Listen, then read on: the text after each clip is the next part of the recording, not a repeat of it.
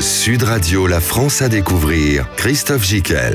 Ah, chers amis de Sud Radio, quel point commun entre la ville de Saint-Claude dans le Haut-Jura, le territoire de Saint-Germain, boucle de Seine en région parisienne, et le département de la Lozère. Je sais, vous allez sécher. Et pourtant, tous ces points sur la carte de notre douce France sont reliés entre eux par un même élan de bonheur touristique et d'attractivité croissante. Après les années Covid, toutes les études le montrent. Pour cette année 2023, le désir d'ailleurs de nos touristes, vacanciers, week-endandiers et autres RTTistes a changé. Est devenu prioritaire le besoin de se ressourcer, se relaxer autour d'activités de pleine nature. Le désir séjour détente a plus que triplé. Aujourd'hui, pour 40% des touristes, les critères liés à la santé, à l'hygiène, au confort et surtout à la sécurité des biens et des personnes en vacances des lieux qu'ils visitent sont devenus très importants. Enfin, de nombreux Français sont aujourd'hui plus attention à leur bilan carbone. 47 d'entre eux déclarent avoir d'ores et déjà adopté des vacances plus responsables qu'avant. C'est donc pour toutes ces raisons, et tant d'autres encore que nous allons découvrir, que nos amis de Saint-Germain, boucle de Seine en région parisienne, de Saint-Claude dans le Jura et du département de la Lozère sont aujourd'hui réunis pour vous faire partager certes l'attractivité de leur territoire, mais surtout le plus bel argument pour vous décider à la visite, leur bel amour pour leurs si jolies contrées respectives. Sud Radio, la France à découvrir, Christophe Jiquel. Et pour parler d'amour, nous avons Éric Deben autour de cette table, qui est directeur de Lozère Tourisme. Bonjour Éric. Bonjour, bonjour aux auditeurs. Émilie Rochat, responsable communication de l'Office de tourisme Saint-Germain, boucle de Seine. Bonjour Émilie. Bonjour à tous. Jean-Louis Millet, maire de Saint-Claude, capitale du Haut-Jura. Bonjour monsieur le maire. Bonjour à tous. Merci à tous d'être venus pour parler et pour parler avec l'amour qui vous réunit de vos contrées respectives. On va commencer avec Éric Deben, directeur de Lozère Tourisme. Vous êtes, Éric, dans un département qui est le moins peuplé de France. La Lozère compte à peine 76 000 habitants, 12 000 Amandes, c'est l'ancienne capitale du Gévaudan. Et c'est pourtant une région qui est devenue très attractive. Est-ce que c'est parce que c'est une région de montagne préservée de pleine nature ? C'est une région de moyenne montagne, oui, une très belle région qui a la chance d'être un carrefour géologique en fait, et où quand on fait 30 km d'un côté ou dans un autre, on tombe sur des régions naturelles totalement différentes, et des régions naturelles qui vont parler à la majorité des auditeurs. C'est l'Aubrac, c'est les Cévennes, le Mont-Lozère, c'est les gorges du Tarn, de la Jonte et les Causses, c'est la vallée du Lot, et c'est la Margeride où, comme vous le disiez, a sévi la bête du Gévaudan pendant... Oui. Et dont on parle encore. Bien sûr. Est-il vrai qu'il y a 1000 sources chez vous qui grenouillent un peu partout dans la campagne ? Alors on a appelé le département de la Lozère le département des sources. Oui. On est sur 3 bassins versants. Effectivement, on donne sa source au Lot, on donne sa source au Tarn, à la Truyère, à l'Allier. Donc c'est un département où l'eau est relativement présente et beaucoup présente, et qui permet aussi de faire énormément d'activités. Et c'est aussi, comme vous disiez, le pays des grands espaces. On est 15 habitants au kilomètre carré. Et sur le Causse-Méjean, qui est sur la rive gauche des gorges du Tarn, on est à moins d'1 habitant au kilomètre carré. Donc voilà, de grands espaces, et l'occasion de pouvoir se ressourcer et faire beaucoup de choses sur le département de la Lozère. Et c'est ce qu'on va découvrir ensemble dans cette émission. Et vous, Émilie Rochat, directrice de la communication de l'Office de tourisme de Saint-Germain, boucle de Seine, le territoire va pour ceux qui connaissent, dans la région parisienne, de Chatou à Chambourcy, en passant par Saint-Germain. Est-ce qu'on peut dire que aussi, chez vous, le territoire est vert ? Il est vert. Il est très vert, ça on peut le dire. Il est très vert. On a la chance aussi de se situer de part et d'autre de la Seine. Donc on a de belles activités aussi le long de la Seine. Et c'est un vrai poumon vert à l'ouest de Paris, au nord du département des Yvelines. Et c'est vrai que quand vous prenez le RER A, vous arrivez à Chatou-le-Vésinet et tout de suite c'est très rapide, s'ouvrent. Ouais, Paris-le-Vésinet, c'est quoi, 20 minutes ? Oui. 20 minutes, tout ça. Est-il vrai qu'on se retrouve devant 50 km de bord de Seine ? Oui. Donc déjà, il y a des promenades fluviales à faire formidables. Il y a de belles balades à faire aussi à vélo. On a 2 véloroutes qui passent sur le territoire, l'avenue verte Paris-Londres et la Seine à vélo. Oui. Donc effectivement, à vélo ou à pied aussi, c'est très agréable de découvrir ces bords de Seine. D'accord.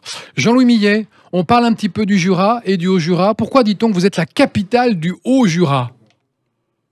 Parce que le Jura, il y a une partie nord qui est plutôt plate, et puis on a une partie sud qui est faite de montagnes. Et on l'appelle bien entendu le Haut-Jura, et Saint-Claude est la ville principale de ce Haut-Jura. Alors Saint-Claude, moins de 10 000 habitants, c'est une ville dont on dit qu'elle est grandeur nature. Pourquoi on dit ça ? Elle est grandeur nature parce que la nature est tout aux portes de la ville. Oui. Il n'y a pas chez nous de planter des arbres pour avoir du vert. Ils sont là naturellement. Grandeur nature, oui, parce que c'est une ville à taille humaine qui a perdu des habitants depuis 15 ans. On était à 12 500, on est passé à 9 000. 9 000, oui. À cause de difficultés économiques que nous sommes en train d'essayer de juguler pour rebondir. Et nous rebondissons puisque nous avons réouvert 9 commerces en centre-ville depuis 3 mois. Donc, il y a des investisseurs aussi qui croient en Saint-Claude, et c'est ce qu'ils nous disent. Et ça, c'est plutôt une bonne nouvelle. D'accord. Éric Deben, directeur de Lozère Tourisme. Quand on s'arrête à Mende, qu'est-ce qu'on découvre en premier ? À Mende, on découvre en premier la cathédrale, qui est un superbe ouvrage qui est énorme pour la taille de la ville, qui fait 12 000 habitants. C'est une petite ville quasi méridionale dans laquelle il faut circuler. Et puis, il y a un très joli musée du Gévaudan là, qui vient d'ouvrir il y a quelques mois, qui est superbe. Et puis, c'est le point de départ de beaucoup de découvertes. Et c'est vraiment central en Lozère. Donc, on peut, à partir de Mende, découvrir toutes nos régions naturelles et faire beaucoup d'activités dans tout le département. Donc, c'est vraiment le point central de la Lozère. C'est vrai. Et en plus, pour m'y être promené le jour où j'étais venu faire une émission il y a quelques mois, j'avais remarqué le calme incroyable de cette ville, la quiétude des gens et des habitants qui me disent chez nous, on peut partir sans forcément fermer les portes des maisons. C'est quand même 12 000 habitants, il se passe pas, il n'y a pas beaucoup de délinquance, c'est quand même très calme. C'est un département où il y a beaucoup de sécurité, effectivement. Et la Lozère est un département aussi très sportif. Mende a été 2 reprises la ville la plus sportive de France. Donc, il y a beaucoup de choses. La Lozère, c'est une terre pour les activités de pleine nature. On fait beaucoup de choses. On fait de la randonnée. Il y a beaucoup de circuits de randonnée sur tout le département, dont des circuits, des circuits emblématiques. Il y a le Saint-Jacques de Compostelle. Il y a le Stevenson, qui part de la Margeride et qui traverse les Cévennes et le Mont-Lozère. On a aussi le chemin de Rigordane, on fait du trail, on fait du VTT. Il y a 6 via ferrata aussi sur tout le département de la Lozère. Alors, rappelez-nous ce que c'est qu'une via ferrata. Une via ferrata, c'est tout un parcours. Un parcours avec des ponts de singes. On est sécurisé avec un baudrier et on escalade et on va sur les flancs de falaises. En surplomb de lacs, et voilà, donc il y a beaucoup de via ferrata. On en a 6 sur le département, donc dans toutes les régions de Lozère, et c'est vraiment très intéressant. Il y en a pour tous les âges aussi. Il y a des circuits qui sont plus adaptés pour les petits, et puis d'autres pour les plus expérimentés. Voilà, donc une offre très complète aussi de... C'est bien, ça c'est trop. Est-ce qu'on peut dire, Émilie Rochac, de Chatou à Saint-Germain en passant par Chambourcy, qui est votre territoire, c'est aussi une terre de loisirs? Oui, depuis d'ailleurs le 19e en fait, puisque les Parisiens ont pris la première ligne de chemin de fer qui partait de Saint-Lazare pour le transport des voyageurs, s'arrêtait au PEC. Et effectivement, les villes comme Chatou, Croissy-sur-Seine ont vu débarquer de nombreux Parisiens, et on peut dire qu'on est depuis cette époque un lieu de loisirs pour les Parisiens. On y passe, quand on est parisien, on y passe ses week-ends avec les enfants, c'est aussi un lieu de famille. Il y a 17 sites de loisirs différents. J'ai noté. Oui, alors peut-être moins impressionnant en tout cas que ceux d'Éric en Lozère. Ah oui. Mais on a aussi de beaux parcours. On n'avait pas de via ferrata, mais il y a des séquences émotions. Oui, on a des ponts de singes aussi dans les acrobranches. Mais après, c'est différent. On peut faire de très jolies balades. On n'est pas obligé de partir très loin non plus. On a 2 belles forêts domaniales qui sont propices à la rando. Aussi, pour les personnes qui préfèrent le VTT, on a un petit peu plus de relief. Pas autant, mais on en a quand même. Et la Seine qui offre aussi, on a une base nautique qui est pas très loin, on a de belles balades à faire à vélo, on l'a dit tout à l'heure, le bateau, le poney, Le poney, vous nous faites rêver, Émilie. Et la balade fluviale aussi, on peut déjeuner, dîner. Tout à fait, on a les croisières sur les péniches et on a des petites balades qui sont très sympathiques sur des bateaux électriques. Donc ça, on est en plein dans le slow tourisme et c'est des balades qui permettent d'apprécier les bords de Seine, la faune, la flore, de prendre le temps, tout simplement. C'est une promesse aussi de venir chez nous, c'est de prendre le temps. Prenez votre temps. On prend le temps aussi chez vous, Jean-Louis Millet, maire de Saint-Claude, pour découvrir la belle nature. Je sais que c'est une terre de randonnée et de VTT, le Jura.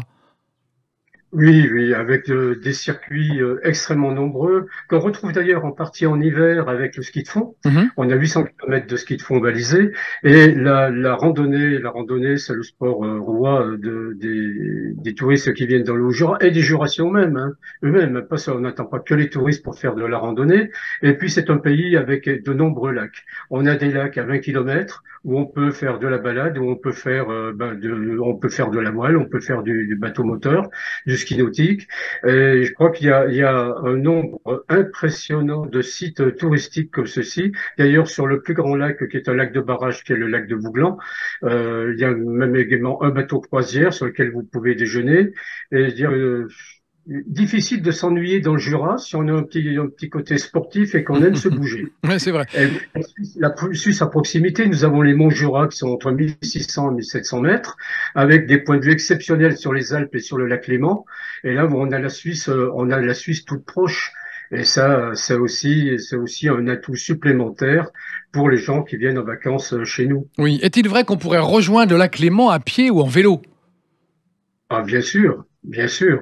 C'est pas du tout insurmontable, c'est 50 km en suivant la route. Très bien. Si vous coupez à travers champs à certains endroits, ça raccourcit la distance, mais on a des promenades et des itinéraires absolument fabuleux. On adore ces régions qui sont dotées de paysages sublimes, un petit peu aussi d'ailleurs comme en Lozère, Éric Deben, vous qui êtes directeur de Lozère Tourisme. Il paraît que certains endroits ressemblent à l'Irlande et d'autres à la Mongolie. On a effectivement des comparatifs comme ça. C'est vrai, quand vous êtes sur le Cosméjean, ce que je vous disais, avec moins d'un habitant au kilomètre carré, on a véritablement l'impression de se retrouver en Mongolie, d'autant plus qu'il y a un conservatoire des chevaux de Przewalski, en fait, sur le Cosméjean. Et là, pour le coup, véritablement, c'est pas besoin, comme disait notre ami de Paris, de faire des milliers de kilomètres pour être totalement dépaysé. Là, quand vous êtes sur le Cosméjean, vous êtes en Mongolie. Quand vous êtes sur l'Aubrac, effectivement, vous êtes en Irlande ou en Écosse avec ce plateau à plus de 1000 mètres d'altitude. Et puis la Margeride, c'est le Canada, ces grandes forêts boisées, là où a sévi la bête du Gévaudan. Donc effectivement, c'est un dépaysement. Et dans les gorges du Tarn, avec des dénivelés de 500 mètres quand vous êtes sur le Causse et quand vous voyez le Tarn au fond, c'est un petit canyon, un petit grand canyon. C'est ça, voilà. C'est un peu une terre de légende, la Lozère. C'est vrai que la bête du Gévaudan, on n'a jamais vraiment su le fin mot de l'histoire, hein. La bête du Gévaudan, les méfaits de la bête du Gévaudan sont pourtant bien réels. Ils ont duré pendant 3 ans, de 1764 à 1767. Et on ne sait toujours pas. On ne sait toujours pas. C'était la main de l'homme ou une vraie bête qui avait été ramenée d'un séjour en Afrique. On ne sait pas. On n'a jamais su. C'est pour ça qu'on en parle encore. C'est ça. On va continuer à découvrir ensemble ces 3 territoires, le Jura, les Boucles de Seine et la Lozère, dans la France à découvrir. On marque une pause dans un instant. À tout de suite. Sud Radio, la France à découvrir, Christophe Gicquel. Et dans la France à découvrir, nous sommes avec Émilie Rochard, responsable communication de l'Office de tourisme Saint-Germain, Boucles de Seine, merveilleux endroit à l'ouest de Paris. On peut dire. Oui. Ouest. Éric Deben, qui est directeur de Lozère Tourisme, qui, lui, vient nous entretenir longuement sur la bête du Gévaudan, qui est toujours une légende tenace et vivace, mais qui nous parle de sa merveilleuse région. Et nous sommes avec Jean-Louis Millet, maire de Saint-Claude, capitale du Haut-Jura et le chef-lieu du Jura. On va revenir avec vous, Émilie Rochard, on parlait de cette belle nature tout à l'heure avec Jean-Louis Millet et Éric Deben, qui souvent, d'ailleurs, c'est le désir premier des gens, d'aller voir, d'être au contact de cette belle nature pour se ressourcer, pour se perdre aussi parfois. Est-ce qu'en forêt, vous avez des endroits qui sont merveilleux du côté des Boucles de Seine? Bien sûr. Alors parce que les forêts domaniales, il y en a dans la région parisienne. Ouais. Hein. Et j'ai une petite anecdote, en tout cas, par rapport à Éric en Lozère. Oui. Parce qu'il y a une battle. Il y a une battle entre Éric en Lozère et les Boucles de Seine. D'accord. Alors allons-y. Non, c'est qu'on a un lieu-dit qui s'appelle Chevaudeau. Oui. Et il y a des gens qui disent que la dépouille, en tout cas de la bête du Gévaudan, aurait été présentée à Louis XIV. Mais non. Qu'elle aurait été enterrée. Alors c'est pas du tout confirmé quoi que ce soit. Et l'appellation Chevaudeau n'a pas de rapport avec Gévaudan, mais c'était une petite. Vous étiez au courant, Éric, ou pas? Du tout, ça fait partie de la légende, ça, c'est parfait. C'est ça. Mais c'est génial, ce lien entre les Boucles de Seine et la Lozère. Et la Lozère. La bête du Gévaudan aurait été enterrée chez vous. C'est une légende. Jean-Louis Millet, est-ce qu'il y a des légendes chez vous du côté du Jura? Parce que c'est aussi une terre de croyances et de légendes et de surnaturel, le Jura. Il y a des légendes sur Saint-Claude, notamment avec les gorges de l'Abîme et la Vouivre. Ah oui, racontez-nous. Écoutez, ça sera un petit peu long, je vais occuper toute l'émission avec ça. Alors, on va laisser la surprise à nos visiteurs, mais d'ailleurs, il y a les gorges de l'Abîme, on a un sentier touristique le long d'un petit ruisseau qui nous fait penser que nous sommes en Amazonie, carrément, avec des paysages assez spectaculaires. Mais puisqu'on parle de la faune, eh bien nous, on a le retour, le lynx a été réintroduit il y a quelques années, et là, nous voyons maintenant apparaître des loups. Alors, Donc, ils ne sont pas trop nombreux, ça peut encore aller, mais on a des éleveurs qui sont pas très contents, et je les comprends, parce qu'on a vu quand même des prédations assez importantes. Et là, le retour du loup dans les forêts du Jura, alors, normalement, le loup ne s'attaque pas à l'homme. Alors, je voudrais quand même, je suis pas là pour faire peur aux visiteurs, hein. Non.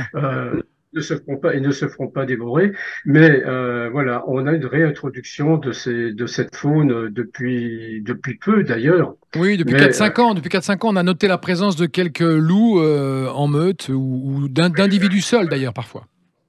Oh, bah vous savez, là, on a un massif où on en a recensé 16, sur un autre, on en a 12. Ah oui, quand même. Et là, il va falloir quand même le juguler, le maîtriser rapidement avant que ça ne pose un réel problème. Mais enfin, je sais que les services de l'État sont conscients de cette situation et font le nécessaire par rapport à cela. Voilà, et ben, je vais parvenir. Mais je développerai parce que toutes ces randonnées, ces randonnées VTT ou autres ou à pied dont nous avons parlé, ça donne faim. Bien et sûr. Nous avons une richesse gastronomique en produits du terroir qui est assez fabuleuse, au-delà du comté, hein, que tout le monde connaît maintenant. Eh bien, entre les vins du Jura, le vin jaune ou le savagnin et puis toutes sortes de fromages, eh bien, nous sommes richement gâtés en la matière. Eh bien justement, puisqu'on parle de gastronomie, vous nous tendez la fourchette. Éric Deben, directeur de Lozère Tourisme, qu'est-ce qu'on vient manger et déguster en Lozère? Eh bien, comme disait monsieur le maire de Saint-Claude, on a beaucoup de fromages en Lozère. Lozère, c'est le département numéro 48 et on a 48 fromages référencés sur le département. Donc, voilà une belle offre de fromages, de brebis, de chèvres, de vaches. On a aussi de la charcuterie, puis on mange l'aligot, bien sûr, sur l'Aubrac. Et puis, ce sont aussi les châtaignes dans les Cévennes et les bières locales et le thé d'Aubrac. Et beaucoup de miel en Lozère. Beaucoup de miel en Lozère. C'est d'ailleurs le produit que l'on vend le plus parce que le département de la Lozère a la spécificité d'avoir une maison de la Lozère à Paris. On est le dernier département à avoir encore une ambassade dans la capitale. Alors, elle est située où, cette maison du Lozère? Je vais y aller tout à l'heure. On est rue Hautefeuille, dans le 6e arrondissement. Très bien. Et voilà, on trouve du miel là-bas. Derrière la place Saint-Michel, on a fait un magnifique mur de miel, miel de Lozère. Donc voilà, c'est un avant-goût de la Lozère à Paris. Allez, tous dans le 6e arrondissement. C'est parfait. On parlait justement de châtaignes. Alors, il paraît que les Parisiens, dans la région des Boucles de Seine, entre Chatou et Chambourcy, cherchent les châtaignes au mois de quoi? Au mois de... Oui, à l'automne, les châtaignes, les champignons. Effectivement, ça peut faire être l'objet aussi de balades. Parce que ça va être difficile de se battre sur le terroir, sur la gastronomie. Là, je ne vais pas lutter. Je n'ose même pas intervenir. Après, on a des petites recettes historiques quand même qui ont été inventées à Saint-Germain. On a la sauce béarnaise qui a été inventée au pavillon Henri IV, là où est né Louis XIV. On a les pommes soufflées. Les pommes soufflées. Voilà, on a le Paris-Brest. La tarte tatin, c'est chez vous? Non. Un peu plus loin. C'est un peu plus loin. C'est pas dans le même département. Ouais. Et par contre, on peut signaler quand même que c'est une terre de gastronomie parce qu'il y a moult restaurants, guinguettes. Oui, restaurants gastronomiques, guinguettes. On a un bus aussi impérial qui est installé au Vésinet qui fait de la cuisine végénie. On a des food trucks. Et le bus se balade dans la ville? Il reste. Il bouge pas. Mais on a de très belles adresses, de belles enseignes. Des étoilés à Saint-Claude, Jean-Louis Millet, pardon? Non, pas d'étoilés, mais de très bons établissements qui pourraient mériter de l'être. Oui. C'est pas scandaleux, bien au contraire. Mais voilà, il y a beaucoup aussi de bonne cuisine familiale que recherchent d'ailleurs les gens qui viennent nous rencontrer. On retrouve de l'authenticité dans la restauration et ça, je crois que c'est une recherche. De la même façon que le Jura est quelque chose d'un territoire authentique. Et le Jura, on l'a découvert. Parce que vous savez, on nous mettait le Jura dans les Vosges. Ça faisait quand même plus de 300 km de distance. Et là, eh bien, depuis le Covid, comme quoi, dans tout malheur, il peut y avoir aussi de bonnes choses, les Français ont découvert le Jura et sont venus chercher ici une quiétude. Et je peux vous dire que moi-même, pendant le confinement, nous n'avions pas beaucoup de difficultés pour nous évader dans la nature, toute proche. Sans nous faire épingler par des contrôles parce qu'on avait dépassé l'heure fatidique d'excursion autorisée par jour. Alors tout ça. J'aime ce côté rebelle en vous, monsieur le maire. Ah mais ça me quittera pas, vous savez. Et puis, je sais. Territoire, eh bien, je vais pas me priver. Vous avez bien raison. Éric Deben, directeur de Lozère Tourisme. On parle un peu du parc des Cévennes parce que c'est quand même aussi un des endroits courus dans la région. Parc national des Cévennes. Oui, le parc national des Cévennes a son siège à Florac, en Lozère, en fait, au cœur des Cévennes. C'est le seul parc français à être situé en moyenne montagne, hein, et avec le parc national de Forêt, est l'un des 2 seuls à être habité et exploité. Voilà. Il a surtout la spécificité d'être habité, et c'est un parc national donc, qui occupe un bon tiers du département de la Lozère, mais qui s'étale aussi sur les départements limitrophes, voilà, avec qui on collabore régulièrement, qui a obtenu il y a quelques années le label de réserve internationale de ciel étoilé. C'est vrai qu'en ce moment, et toute l'année d'ailleurs, on a des ciels qui sont magnifiques parce qu'on est très peu nombreux, on a très très peu de pollution lumineuse, et donc on peut bénéficier et admirer tout ce ciel magnifique. Et c'est aussi le siège les Causses et Cévennes qui ont été classés au patrimoine mondial de l'humanité. Voilà. Et on a plus au nord le parc naturel régional de l'Aubrac. Voilà, donc ça contribue à avoir des espaces qui sont préservés, mais bien vivants aussi pour autant.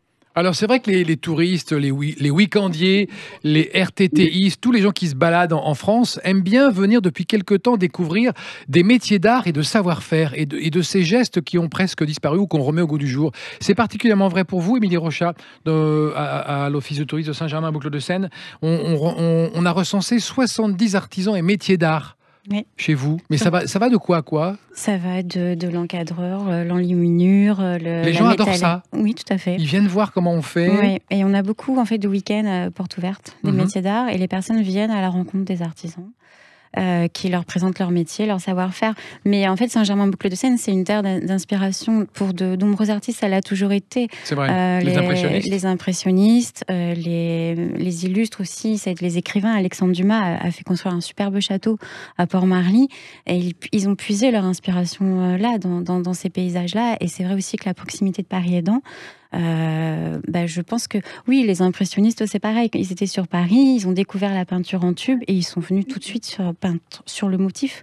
Donc on retrouve des traces encore aujourd'hui. On peut se balader dans les boucles de Seine et marcher sur les pas des impressionnistes célèbres. Lesquels, par exemple? Alors, il y a Renoir. Mais il y en a beaucoup. C'est toujours pareil. Vous disiez tout à l'heure, j'ai du mal à faire des sélections. Mais Renoir, bien sûr, qui a peint le Déjeuner des canotiers, qui est une toile absolument magnifique, qui a été peint à Chatou. Oui. Après, qu'on peut encore voir à Chatou? C'est intéressant. Oui. Il y a une reproduction de tableaux. En fait, notre territoire fait partie du contrat de destination impressionnisme entre la région Paris-Île-de-France et la Normandie. Et notre office, en fait, là, a remis une 50aine de reproductions de tableaux. Elles sont posées, en fait, à l'endroit même où le peintre avait posé son chevalet. Donc, ça permet de revisiter un petit peu les paysages actuels avec ceux que les peintres avaient sous les yeux.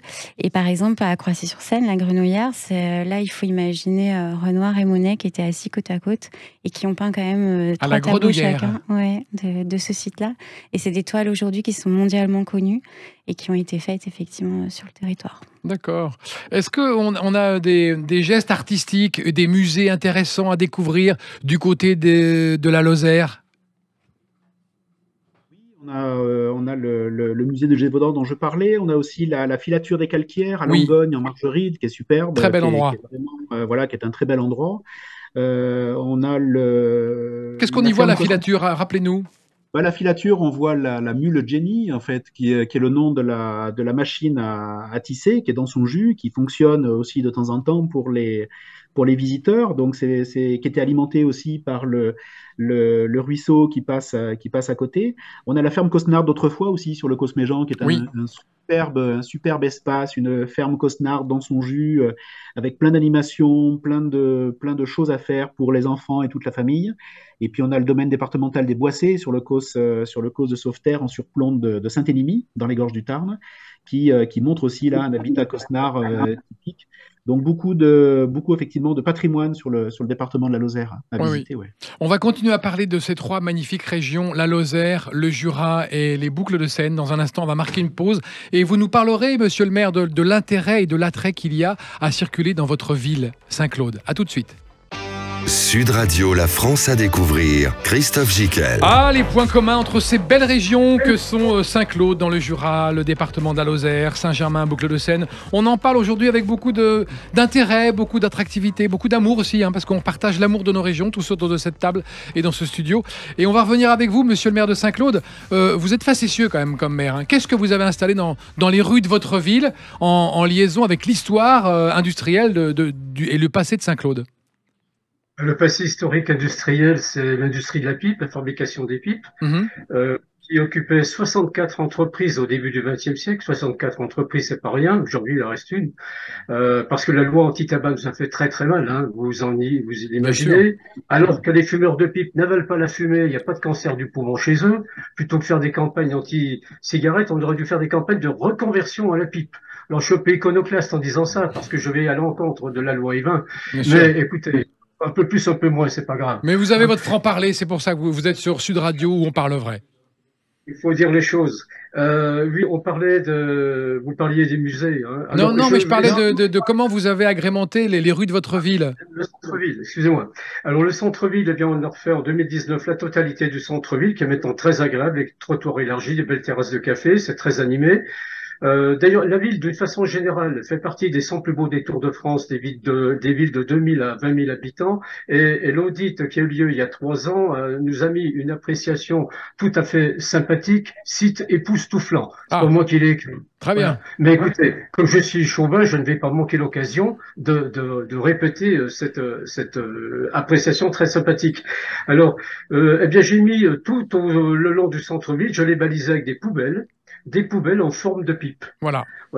Et elles sont tellement sympathiques, ces poubelles, que nous sommes certainement la seule ville de France où les touristes se font photographier devant une poubelle. Voilà, c'est ça. C'est quand même très bien. C'est une très bonne idée.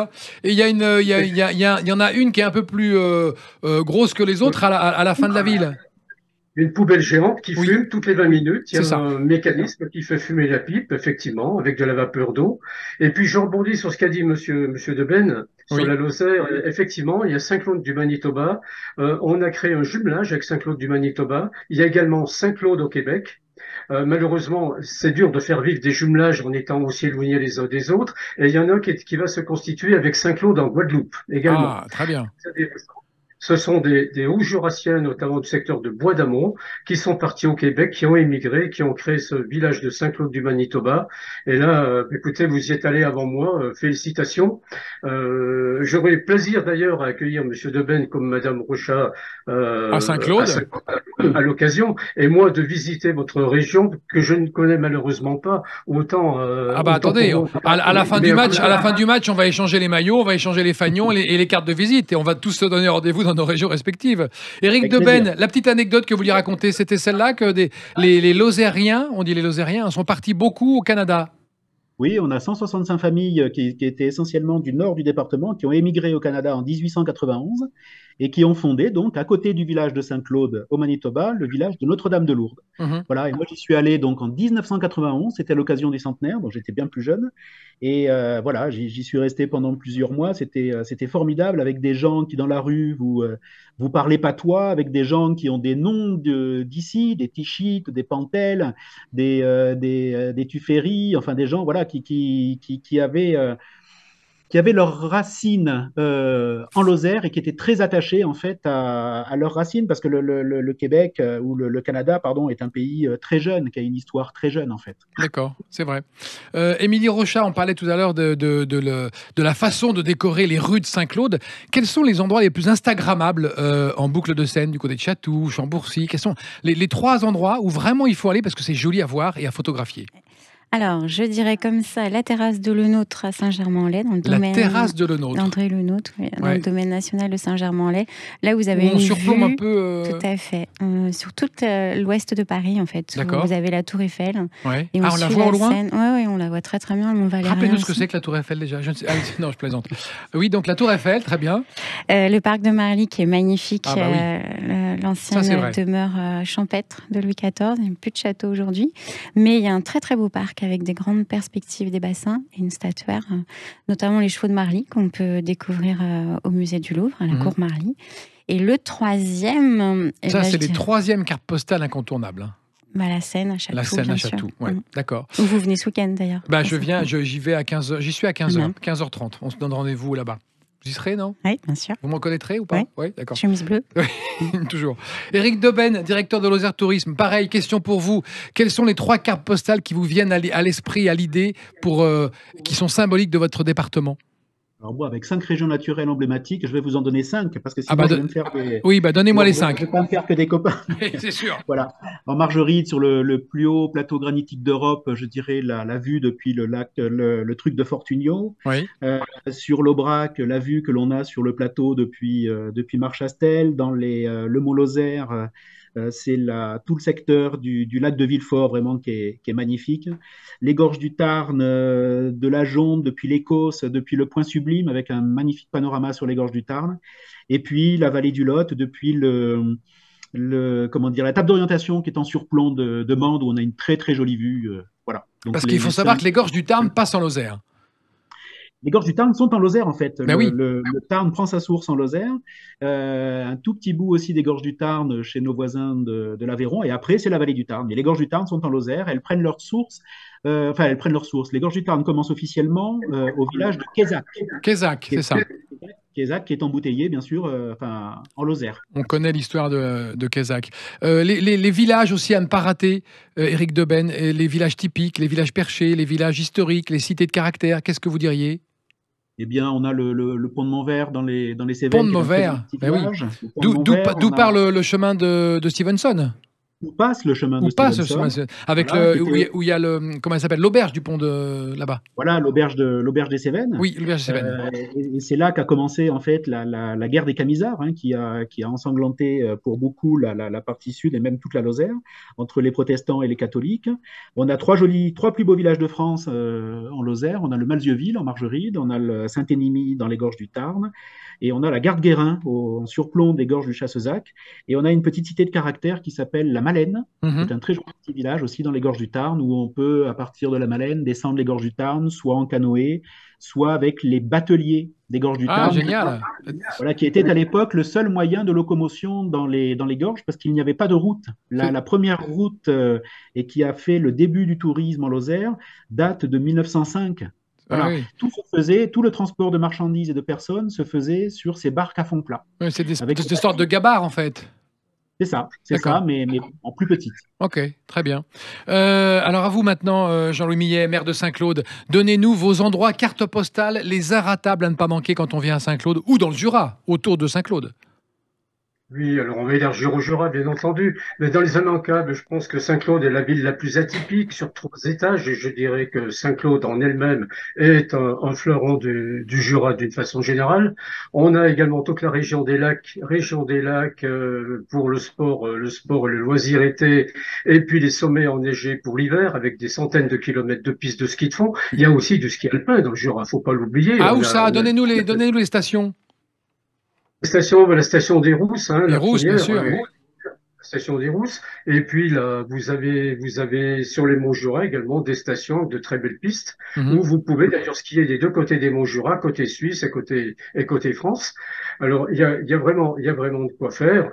Sinon, il y a énormément de cascades, de lieux vraiment très pittoresques. Alors je vais pas faire une sélection et un choix arbitraire parce que je dirais tout est beau chez nous. Voilà, rien que ça. Et quand vous dites la région des lacs, monsieur le maire, comment vous la situez où par rapport à Saint-Claude? À l'est, non? En remontant vers le... Elle est à l'ouest. Elle est à l'ouest. Elle est à l'ouest. Côté ouest et nord-ouest plutôt. Voilà. D'accord. Oui. Mais à distance raisonnable, maximum dans un rayon de 60 km, vous pouvez rayonner pendant toutes vos vacances sans avoir le temps de vous ennuyer. Émilie Rochat, oui. Paysage, excusez-moi, je ne sais pas, j'ai pas cité le parc naturel régional. Nous sommes au cœur du naturel régional du Haut-Jura, le PNR qui a un rôle de développement à la fois touristique, écologique et économique extrêmement fort, et qui est un acteur incontournable pour vendre ce territoire que nous aimons bien. Et le PNR, c'est quoi? Parc national? Parc naturel du Haut-Jura. Du Haut-Jura. Bien sûr. Émilie Rochat, il ressort aussi dans les études que les touristes aiment bien visiter et apprendre. Des musées, il y en a beaucoup dans le territoire de Boucle de Seine. Vous avez les musées liés à l'impressionnisme, du coup, musée Fournaise, musée Grenouille. On me dit 15 musées et châteaux et maisons d'artistes à visiter. Je crois que vous êtes très bien renseigné. Bah oui, je crois qu'on a déjà fait une émission ensemble surtout. Oui. Voilà. Oui, après vous avez bien sûr le musée d'archéologie nationale qui se situe dans le château de Saint-Germain-en-Laye. Ouais. Le château de Monte Cristo que j'ai mentionné tout à l'heure. On a Maurice Denis qui a un musée aussi qu'on peut visiter, la maison Claude Debussy. D'accord. Et au niveau communication, oui, dites-moi. Oui, parce que du coup, je trouve que mes collègues ont donné beaucoup de lieux instagrammables et moi un petit peu moins. Ah bon, bah alors allez-y. Non, mais allez-y au contraire. On a des jolis villages de caractère aussi, et c'est vrai que je peux pas ne pas mentionner parce que après, si on m'écoute, on va me dire mais tu as oublié. Ouais. Mais Marly-le-Roi, par exemple, est un très joli village. Avec un petit port très mignon. Oui, au port Marly. Port Marly. Mais Marly-le-Roi, ce sont des maisons colorées et c'est absolument très joli à faire à côté du parc de Marly. Il y a toute une rue avec une quinzaine de restaurants à faire, donc le week-end c'est idéal. Et Carrières-sur-Seine aussi sont mes 2 spots préférés. Carrières-sur-Seine, Marly-le-Roi. Oui. Les Carrières-sur-Seine, les maisons troglodytes, les anciennes Beauvres. Ah oui, les carrières souterraines, oui, c'est vrai, les bords de Seine. Oui, c'est vrai, les carrières souterraines. Ouais. Exact. Et alors pour les enfants, on a une application qui a été lancée par la région Île-de-France qui s'appelle Paris Région Aventure. Donc on a plein de petits circuits à faire comme ça sur un smartphone et suivre les personnalités historiques pour découvrir les villages. Et est-ce qu'on a ça du côté de la Lozère et des Cévennes, des petits escape games pour les enfants? Oui, on a des escape games. On en a un à Mantes sur la bête du Gévaudan. On en a aussi dans les gorges du Tarn. C'est super intéressant. Hein. On a aussi pour les enfants des lieux de visite qui sont très intéressants. Dans le Vallon du Villaret, dans la vallée du Lot, à côté de Bagnoles-les-Bains, qui est vraiment un endroit merveilleux pour toute la famille. Et souvent d'ailleurs, quand on y va une fois, on aime à y retourner souvent plusieurs fois. Et puis, on a le parc des loups du Gévaudan, on a la réserve des bisons d'Europe, qui est un conservatoire aussi pour cette espèce protégée. Hein, qui était Parce que vous avez les bisons et dans le Jura, ils ont les loups. Oui, on a un parc des loups aussi, nous en Gévaudan, et on a beaucoup de vautours qui ont été réintroduits dans les gorges du Tarn et les gorges de la Jonte, et on a un magnifique belvédère aussi qui permet de les observer avec une scénographie tout à fait impressionnante, remarquable, qui est toute récente d'ailleurs, qui date d'un an, que tout a été remis à niveau. Et il y a un nouveau parc qui plaît beaucoup aux enfants, qui est sur le Causse de Mende, qui présente des dinosaures taille réelle en fait. Et la Lozère, il y avait des dinosaures. On a des endroits où il y a des empreintes de dinosaures dans les Cévennes et dans les gorges du Tarn, dans la grotte de Castelbouc aussi, où a été découverte il y a un petit peu plus d'un an des traces de dinosaures. Alors, elles ont été découvertes au plafond, dans le plafond de la grotte. Oui, c'est bizarre, j'ai vu ça, oui. C'est très étrange. Voilà, tous les mouvements magmatiques. Ça a tourné. Voilà, ça a tourné et on voit les traces de dinosaures au plafond qui étaient des énormes céropodes, en fait, les très gros herbivores. Parfait. On va marquer une pause. Éric Deben, directeur de Lozère Tourisme, Jean-Louis Millet, maire de Saint-Claude, et Émilie Rochat de l'Office de tourisme de Saint-Germain, Boucle de Seine. On se retrouve dans un instant pour parler de l'actualité prochaine en septembre, octobre, les grands événements à venir dans vos régions. À tout de suite. Sud Radio, la France à découvrir. Christophe Gicquel. Et ce que nous découvrons, et que nous connaissons déjà, mais nous en découvrons tous les aspects, toute la séduction, toute l'attractivité, c'est Saint-Claude dans le Jura, ainsi que le territoire de Saint-Germain, Boucle de Seine, et le département de la Lozère, avec nos invités respectifs, qui sont Éric Deben, directeur de Lozère Tourisme, Jean-Louis Millet, maire de Saint-Claude, et puis Émilie Rochat de l'Office de tourisme de Saint-Germain, Boucle de Seine. Et Émilie, on va repartir ce dernier quart d'heure avec vous. On va parler un peu de culture et d'événements. Et je sais que les Boucles de Seine sont des endroits où on découvre et on écoute de la musique techno, expérimentale, japonisante. On va vous faire écouter un premier extrait, vous allez nous dire ce que ça vous donne comme idée. On va y retourner. Ah, alors ça c'est quoi ça? Alors, on a 2 choses. Ah oui, il y a 2 choses en même temps. En fait, on a un festival de musique électro qui s'appelle Electric Park, qui va se tenir le premier week-end de septembre à Chatou. C'est un grand rendez-vous pour les amateurs de musique électro. Ça, c'est le grand rendez-vous des amateurs électro. 30 000 festivaliers. 30 000 personnes, énorme. Ouais. Et après, pour les familles, on a un festival de son et lumière qui s'appelle Lumière impressionniste à Chatou également. Lumière impressionniste. Des projections de peinture sur les bâtiments. C'est quand les dates? C'est le 8-9 septembre. D'accord. Et alors après, pour finir aussi l'année en beauté à Chatou, on a le Cirque du Soleil qui vient pour notre plus grand plaisir, qui installe son chapiteau sur l'île des Impressionnistes à partir du 16 novembre. 16 novembre. Et combien de temps il s'installe? Il reste jusqu'à fin décembre. Fin décembre, c'est 2 mois. Cabinet des curiosités. Ouais. C'est énorme. Mais ils servent leur spectacle plein pot et tout. C'est merveilleux. On en prend plein les yeux. Hein. Ouais, je pense. J'ai pris mes places. Je vous dirai si vous me réinvitez du coup. Oui, elles sont à combien les places? Juste pour info. C'est à partir de 50 €. 50 balles, oui, ça va. C'est quand même un spectacle de haute qualité. Et Chatou est connu aussi pour la foire à la brocante et au jambon. Oui. Qui se tient 2 fois par an. C'est un salon pour les antiquités. Après, on a d'autres festivals de musique. C'est vrai qu'on aime bien la musique sur le territoire. On a d'autres musiques à écouter, les enfants, là? Non, on n'en a pas? Si, on en a encore quelques-uns. Dites-nous, allez-y. C'est quoi, ça?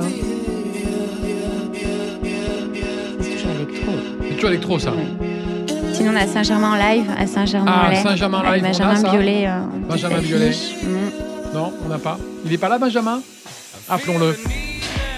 Et voilà, et après des séances de cinéma en plein air cet été, on a pas mal de projections de films. Encore maintenant, là? Oui. Jusqu'à la fin août? Jusqu'à fin août. Et alors après, si les Parisiens ne le savent pas... C'est où les projections de... Alors on a plusieurs villes, en fait. Les séances de cinéma en plein air, elles sont organisées par le département des Yvelines. Donc vous avez plusieurs villes dans le département des Yvelines qui proposent des films comme ça. Gros succès, ça. Oui. Les gens ça marche oui, c'est génial. C'est vraiment sympa. Et après, oui, bien sûr, vous ne pouvez pas avoir manqué les affiches dans le métro depuis le début de l'été sur la Fête des Loges, bien sûr, à Saint-Germain-en-Laye, jusqu'au 20 août. Ça fait des centaines d'années que ça dure, la Fête des Loges. Une très belle fête foraine. Grand classique. Situé au cœur de la forêt de Saint-Germain-en-Laye, vous prenez le RER, après vous avez un petit train qui vous emmène à la fête foraine, des manèges pour les plus petits, les plus grands, et surtout une allée des cuisines avec pas mal de restaurants, donc un moment agréable à passer. Très bien, c'est noté. On retrouve toutes ces infos sur le site? Bien sûr, seine-saint-germain.fr. Parfait. Du côté de la Lozère, je sais qu'il y a la foire de Mérès et le festival de la soupe. C'est pas la même chose qu'à Saint-Germain, mais c'est sympa aussi. Oui, alors on a le 24 septembre, on a la foire de la Saint-Michel, qui est à Méruès, dans les Cévennes, et qui, en fait, est le rassemblement et on peut trouver énormément de produits du terroir. Donc, c'est vraiment très sympathique. C'est une foire qui existait depuis plusieurs siècles et qui a été remise à l'honneur depuis une vingtaine d'années. C'est vraiment la foire des bons produits du terroir. Oui, ça va des fromages, des miels, des oignons doux des Cévennes. Enfin, voilà, on trouve tout ça. On a le festival de la soupe, effectivement, les 27 et 28 octobre. Alors, racontez-nous le festival de la soupe. C'est aussi une épopée. Et ben voilà, on a son bol et on va de stand en stand et des différents trucs qui ont été concoctés par les organisateurs. Et puis, c'est des fanfares, des spectacles, des concerts. Donc, c'est vraiment très vivant. Et il y a un prix de la meilleure soupe? Et il y a un prix de la meilleure soupe. Il y a les toquets du cep aussi à Mende en octobre. Voilà, où là aussi, on est autour des champignons. D'accord. Et puis, des photos, il y a un très joli festival qui s'appelle Photobrac en septembre sur le plateau de l'Aubrac du 21 au 24 septembre. Il y a un autre festival aussi sur la même thématique à Mende, avec des photos qui sont exposées dans la rue, sur la nature. Et puis, au niveau sport, bien sûr, il y a le trail de la Margerie de Malzieu en septembre. Il y a les 160 km de Florac, qui est la plus grande course d'endurance équestre, 160 km de Florac. Ah ouais, c'est quand la date, ça? Ça, c'est du 13 au 17 septembre. 13 au 17 septembre, la plus grande course équestre. Voilà, exactement. D'endurance. Oui, donc c'est avec le même cheval, on fait 160 km. Voilà, exactement. Et puis, comme dans le Jura et dans les boucles de Seine, il y a les journées du patrimoine du 17 septembre. Alors, qu'est-ce qu'on ouvre en particulier dans ces jours-là? Il y a le domaine départemental des Boissés. Il y a aussi beaucoup de châteaux qui se découvrent uniquement durant cette période. Il y a le château de Champs, quand on va sur Langogne aussi, qui est superbe. Voilà, il y a le château de la Baume. Enfin, il y a beaucoup de patrimoine qui s'ouvre exceptionnellement aussi pendant ces 2 journées qui sont fantastiques. Ouais, 16 et 17 septembre, journée européenne du patrimoine, c'est bientôt. Et vous, Boucle de Seine ? Je vous appelais Boucle de Seine. Oui. Je vous appelle plus, mais Émilie. Maintenant, allez, Boucle de Seine, dites-nous. Alors nous, ça va être un peu sportif aussi, les journées européennes du patrimoine, parce qu'on a quand même la Coupe du Monde de rugby aussi qui va commencer. Oui. Et on a une de nos villes qui est Cornebase, bien sûr, l'équipe du Tonga. Donc pas mal d'expos aussi, dans des endroits un petit peu comme ça pour parler du sport de manière générale et du rugby. Après, c'est des châteaux. Vous accueillez quoi, les Tonga? Non, les Tonga. À Croissy-sur-Seine, ouais. Toute l'équipe des Tonga sera chez vous. Ouais. Ça va être un avant-goût. Après aussi, les JO, puisqu'on a la Team GB qui vient aussi à Saint-Germain-en-Laye. La Team GB, c'est quoi? C'est la Grande-Bretagne? Ouais. Vous êtes très branché à Paris. Hein. La Team GB, moi, faut que je percute. Hein. Je fais des abréviations comme ça. La Team Grande-Bretagne. Ouais. Jean-Louis Millet, du côté de Saint-Claude, dans le Haut-Jura, quels sont le programme des réjouissances et des festivités qui arrivent pour septembre et octobre? Bien, bon, nous venons de parler de rugby. Saint-Claude est une terre de rugby depuis, c'est un des plus anciens clubs de France. C'est vrai. Malheureusement, nous sommes bien sûr en fédéral maintenant, en fédéral 2, parce que nous n'avons pas les moyens de la professionnalisation. Maintenant, le sport est à un tel niveau de budgétaire qu'on ne peut pas suivre. Mais nous sommes en même temps à 30 km d'Oyonnax qui viennent monter en top 14. Et parmi les effectifs d'Oyonnax, il y a un certain nombre de joueurs qui ont été formés chez nous et nous en sommes aujourd'hui très fiers. Voilà, la Coupe du Monde de rugby va être un grand événement suivi par les Saint-Claudiens. Alors sinon, nous avons les manifestations, je dirais, permanentes avec le musée. L'Office du tourisme a organisé les carrés rouges, les mystérieux carrés rouges. C'est avec un sac aventure-jeu. On a un escape game au musée de l'Abbaye. Le musée de l'Abbaye est un musée d'art musée de France, que j'ai eu le plaisir et la fierté de créer de 2001 à 2008 et qui comprend de nombreux tableaux de grands maîtres. Nous avons 33 bonnards, ils sont issus d'une donation et cette donation impliquait la construction de ce musée. Et nous avons du Chagall, Dufy, Braque, Bernard Buffet, Édouard Villard. Enfin, nous avons vraiment une grande richesse, une immense richesse, plus un sous-sol archéologique. Et moi, j'invite tous les gens qui viennent dans le Jura à faire un saut au moins chez Saint-Claude pour visiter ce musée absolument fabuleux. Nous avons le musée de la pipe, inévitable. La pipe est du diamant, parce que le diamant a été aussi une industrie qui, au début du XXe siècle, occupait jusqu'à 3000 salariés.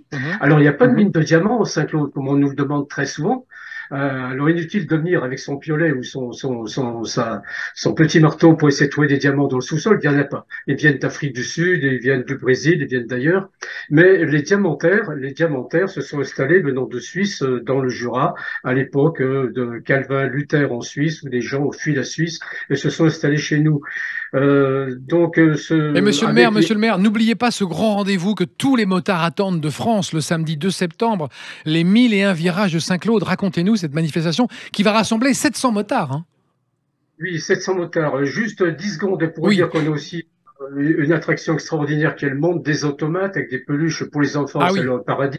Alors, le 12 septembre, on a un rassemblement qui s'appelle les 1001 virages. Le Jura est une terre privilégiée et beaucoup aimée des motards. C'est vrai. Parce que c'est fait pour les motards, le Haut-Jura. Il y a des paysages fabuleux et puis il y a beaucoup de virages. Et le 2 septembre, premier week-end de septembre, comme tous les ans, il y a un rassemblement qui réunit autour de 700-800 motards. C'est assez exceptionnel, qui vont faire 2 randonnées.